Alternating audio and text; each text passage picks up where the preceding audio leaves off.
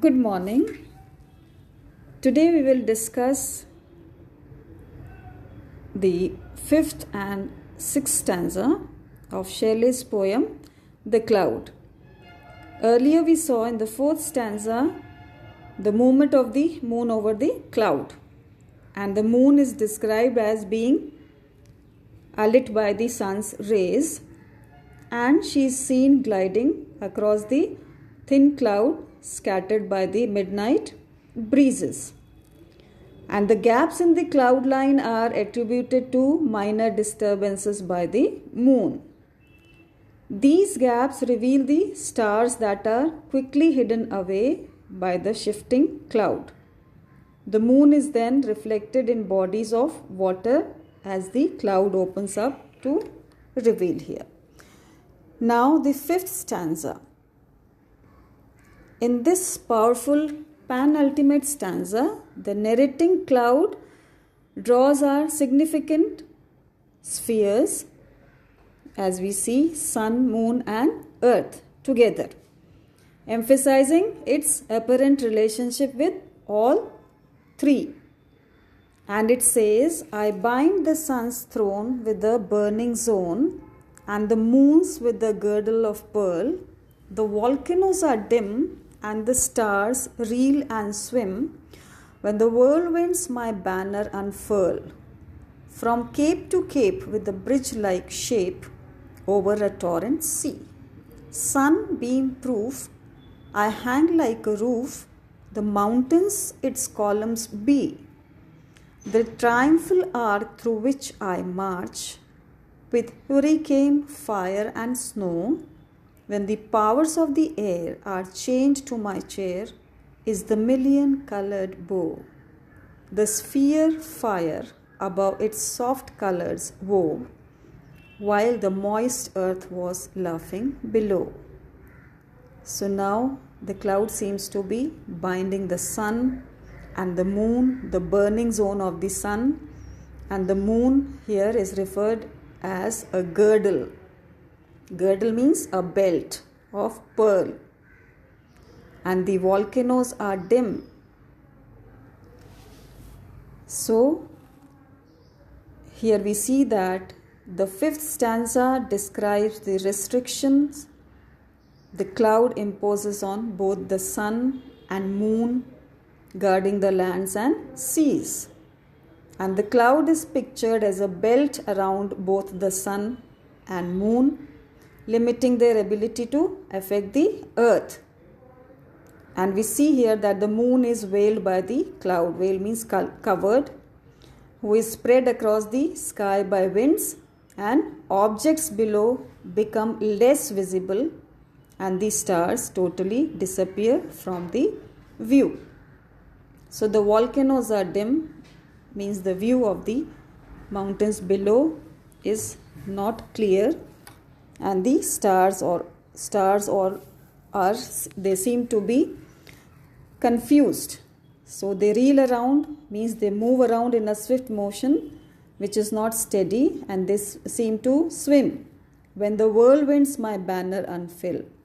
Now the whirlwinds means the wind, powerful winds which are moving in a circular motion, and it seems that banner, or as if you unfurl a flag. Unfurl means to open, a folded thing.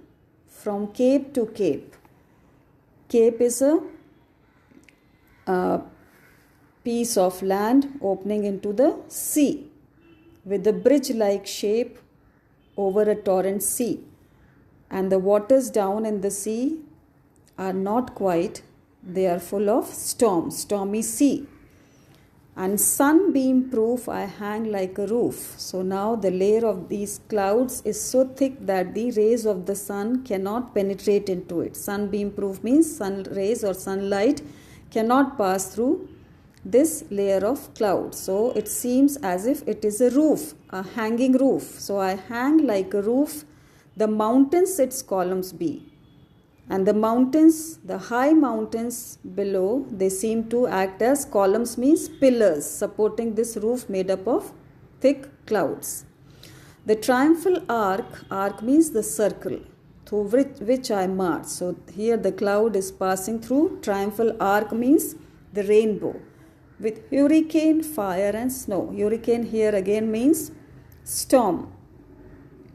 When the powers of the air are chained to my chair. So strong winds, it seems, are following the cloud. And here we see the beautiful rainbow is the million colored bow. The rainbow which is created due to the sunlight. The sphere fire above its soft colors woe. So all these 7 colors of the rainbow are beautifully visible. And the cloud is being pushed through a rainbow which is propelled by the forces of the wind.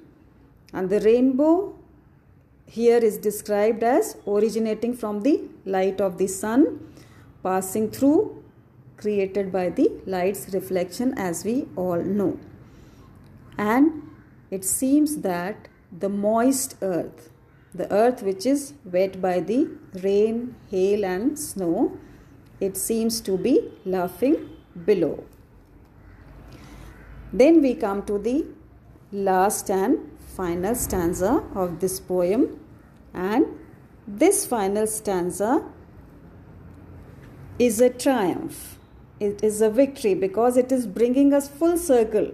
You remember we started the poem with rain and showers, and now again at the end of the poem we are returning to water. So it says, I am the daughter of earth and water and the nursling of the sky. I pass through the pores of the ocean and shores. I change, but I cannot die. For after the rain, when with never a stain, the pavilion of heaven is bare, and the winds and sunbeams with their convex build up the blue dome of air. I silently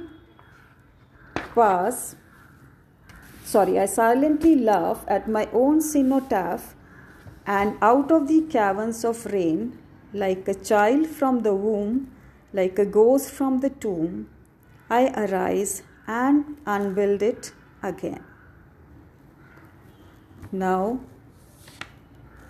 as we see, this 6th and final stanza, it narrates the origin of the cloud and its continuously changing form through her unending cycle of death and rebirth. So it says that I am daughter of earth and water and the nursling of the sky. Nursling means an infant, a baby. I pass through the pores of the ocean and shores. I change, but I cannot die. So here we see that the form of elements of which the clouds is made, it can be changed, but the cloud cannot die. It remains alive in one form or the other. For after the rain, when with never a stain, means after the rain is over, the sky is clear and not a single cloud is seen in the sky. We have clear blue sky. The pavilion of heaven means the blue sky is bare. Bare means not a single cloud is to be seen in the sky. And the winds and sunbeams with their convex. Convex means curved or arced. They build up the blue dome of air. Now we see the clear blue sky. Then when I see this view, I silently laugh at my own cenotaph. Cenotaph means a memorial for a dead person, जिसको हम बोलते हैं कब्र. So when there is not a single cloud in the sky, it is the cenotaph of the cloud. It seems that the cloud is no more, but the truth is that cloud is always alive in one form or the other. May it be water or may it be gaseous form, and out of the caverns of rain like a child from the womb. So again it is ready to be reborn. It can never die. Ready in the mother's womb like a child and like a ghost from the tomb. Tomb means where you keep the dead bodies. A grave. Tomb means a grave. Qabr जैसा बताया. So like a ghost from the tomb I arise. So now the cloud is always present in one form or the other and unbuilt it again. And the cloud laughs at the so-called grave or tomb, because the ultimate truth is that the cloud never dies. It may keep changing its form, but the cloud will never die. So although the cloud is emptied from the sky, as rain and the sky is bright from the sun's rays, the cloud is continuously recreated and undone in a never-ending cycle.